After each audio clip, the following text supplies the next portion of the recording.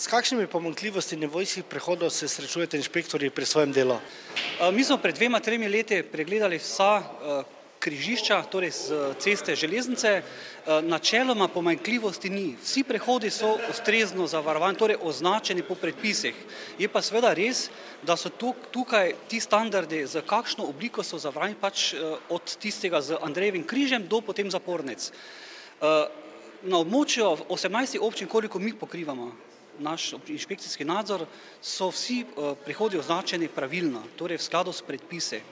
Stvar lastnika, torej občine, lastnika cest in seveda železnice, pa seveda potem dogovor, v kakšni obliki bodo te osnovne zavarovanja, ki so nadgradili potem seveda za višjo obliko, ki zagotavlja tudi večji standard varnosti za udeležence v prometu. Mi imamo v državi en odstotek torej nivojskih prehodov, ki so zavarovani z zapornicami in polzapornicami.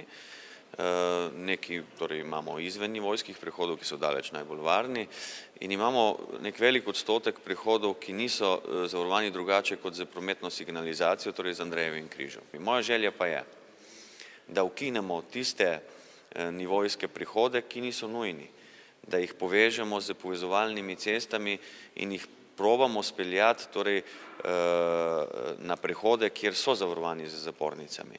Naj povem, da ima država samo 3 prehode, torej državnih cest z železniško infrastrukturo, kjer ni zapornic ali polzapornic. Medtem ko so vsi preostali, ki so zavarovani samo z Andrejevim križem, torej občinske ceste ali pa celo nekategorizirane ceste. Zavarovanje železniškega prehoda na državni cesti je dolžnost države. In da mi lahko kot država ukrepamo na občinski infrastrukturi, na križanju z železniško, samo tam, kjer ugotovimo, da je torej recimo potencialno res nevarna črna točka. A to mogoče spremeniti na kratek rok?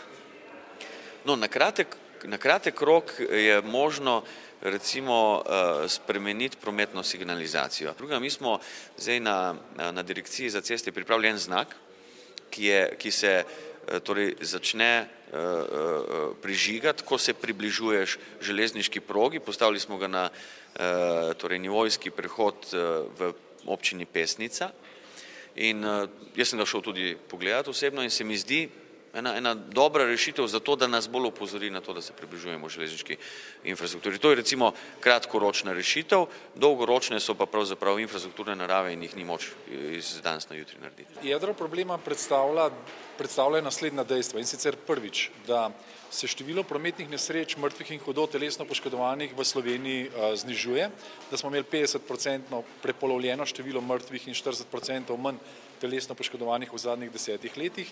Bistvenih sprememb na področju varnosti na železniških prehodih pa v bistvu ni, oziroma je ta procent zmanjšanja žrtev in pa nesreč veliko manjši. Tretjič, problem je skoncentriran na Podravje, Pomurje, Celjsko regijo in pa na Dolenjsko. In pa peta ključna točka je ta, da smo v zadnjih 10 letih v bistvu več ali manj izkoristili vse nizkocenovne ukrepe, se pravi z vidika stroškov in koristi smo relativno zelo malo v to vložili in na drugi strani dobili zelo velike koristi v obliki zmanjšanja števila mrtvih in pa telesno poškodovanih. Da se mora poklopiti več dejavnikov, da se zmanjša število, kot je kultura voznikov železnice, pa je to možno? Ne možno, to je nujno in to bo moralo biti. V kakšnem času? Glejte, to, kar zdaj mi govorimo o teh kratkoročnih ukrepih, to, kar delamo zdaj ta mesec, naslednji mesec, je stvar tistih hitrih ukrepov, ki so predstavljeni v tem načrtu, kar pa zadeva tega nekoliko bolj revolucionarnega premika, se pa to šteje v leti oziroma v naslednjem desetletju, ki je povezano z novim nacionalnim programom, kjer smo si zadali, da število mrtvih moramo v naslednjih 10 letih še enkrat prepoloviti. S čim boste danes seznanili oziroma opozorili državne službe?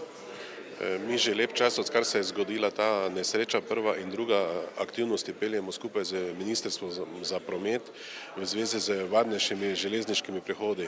Tukaj pa naletimo na znatna finančna sredstva, ki so nam za to potrebna, zato predlagamo državi, da ponovno prouči zakonodajo in sprejme ustrezno zakonodajo, saj smatramo, da je varnost na prvem mestu občank in občanov, sigurno je pa na drugem mestu pravično financiranje občin, v tem konkretnem primeru po obstoječi zakonodaji smo pa tiste občine, ki imamo železniške prehode v podrejenem položaju in znatnih sredstev, ki so za to potrebna, bojim se, da jih ne bomo zmogli.